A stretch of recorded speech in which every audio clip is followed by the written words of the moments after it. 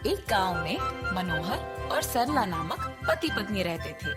मनोहर बहुत ही अच्छा और आदरणीय आदमी था। वो मुकेश नामक एक व्यक्ति से दूध लेके अपने घर जाता था। उस दूध को उसकी पत्नी सरला उबा के ठंडा करके एक मटके में डाल के दही बनाती थी। पति पत्नी दोनों एक छोटी दही का दुकान चलाते थे। जो पैसे दही को बेचने से मिलते थे उससे अपना जीवन चलाते थे। ऐसे ही थोड़े दिनों बाद उनका दही का व्यापार अच्छा चलने लगा और बहुत लोग उनसे दही खरीदने लगे। उसके पास दही बहुत जल्दी खत्म हो जाने के कारण बाकी लोग खाली हाथ वापस घर चले जाते थे। अगर मैं मुकेश से ज्यादा दूध लूंगा तो किसी को हमारे दुकान से खाली हाथ जाने की कोई जरूरत नहीं होगा। मुकेश, मुझे ज्यादा दूध की जरूरत है, तुम्हें आज से ज्यादा दूध देना होगा। जरूर मनोहर, उसमें क्या है। ऐसे मनोहर को जितना जरूरत था उतना दूध लेके वो घर वापस चला जाता था। मनोहर का व्यापार अच्छा चल रहा होगा, इसीलिए वो ज्यादा दूध लेके गया। मेरे दूध का व्यापार में कोई तरक्की नहीं हुआ। मुझसे सबसे ज्यादा दूध तो मनोहर ही लेता है, इसीलिए अगर मैं दूध में पानी मिलाऊंगा तो उसे कोई शक नहीं होगा।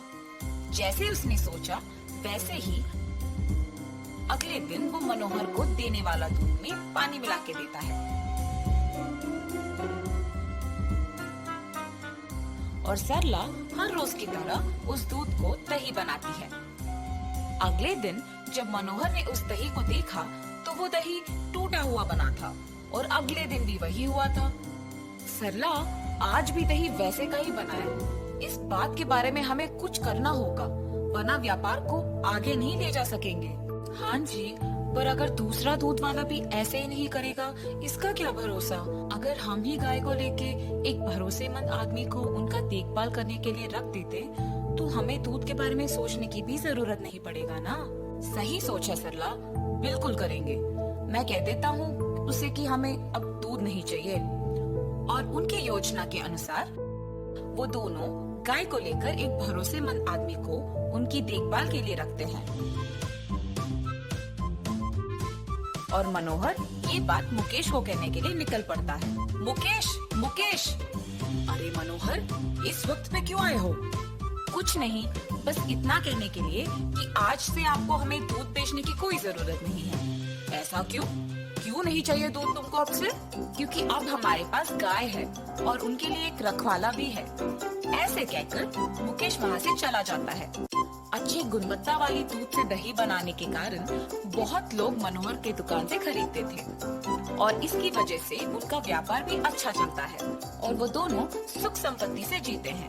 हर रोज की तरह जब मुकेश दूध देने बाहर निकलता है तो वो मनोहर के दुकान में दही के लिए लगी भीड़ देखता है। इस गांव में मनोहर का व्यापार बहुत अच्छा चल रहा है, इसीलिए मेरे पास दूध बंद करके उसको अब खुद गाय को खरीदने का साक्षाम है।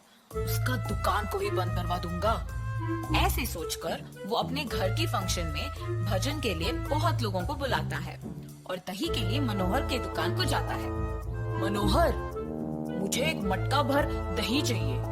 उतना दही क्यों मुकेश? मेरे घर में आज भजन है तो सबके लिए भोजन भी है। ऐसे कहकर वो दही लेके जाता है। घर जाते ही मनोहर के दिए हुए मटके का दही को दूसरी बर्तन में खाली करके मुकेश के दूध मिश्रण से बनाए हुए दही को उस मटके में डालता है।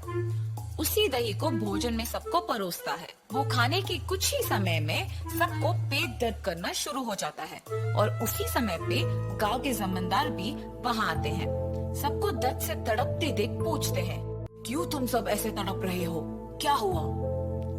जब से यहाँ का दही खाया है तब से ऐसे ही तड़प रहे हैं। मुकेश,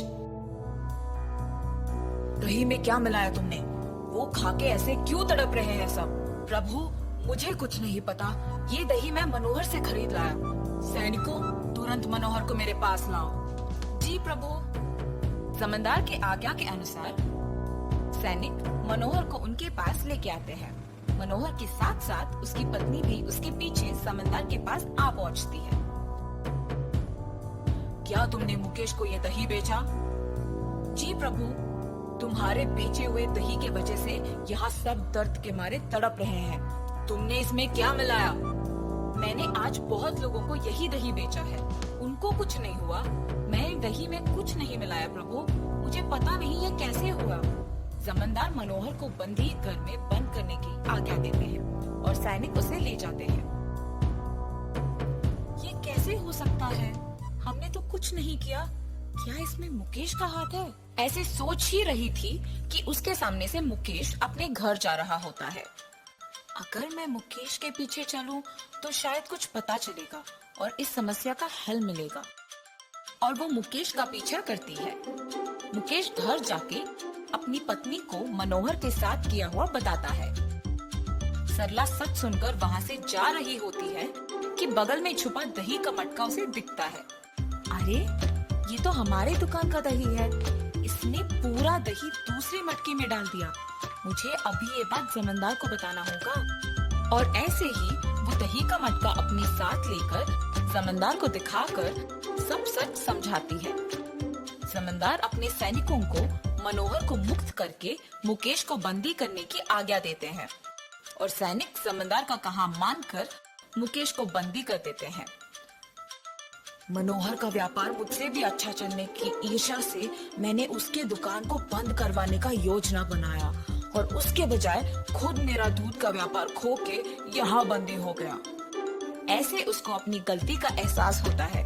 अपनी पत्नी की होशियारी और बुद्धि से मनोहर को बचाने के लिए वो बहुत खुश होता है और दोनों हमेशा की तरह अपना दही का व्यापार खुशी से करते हैं।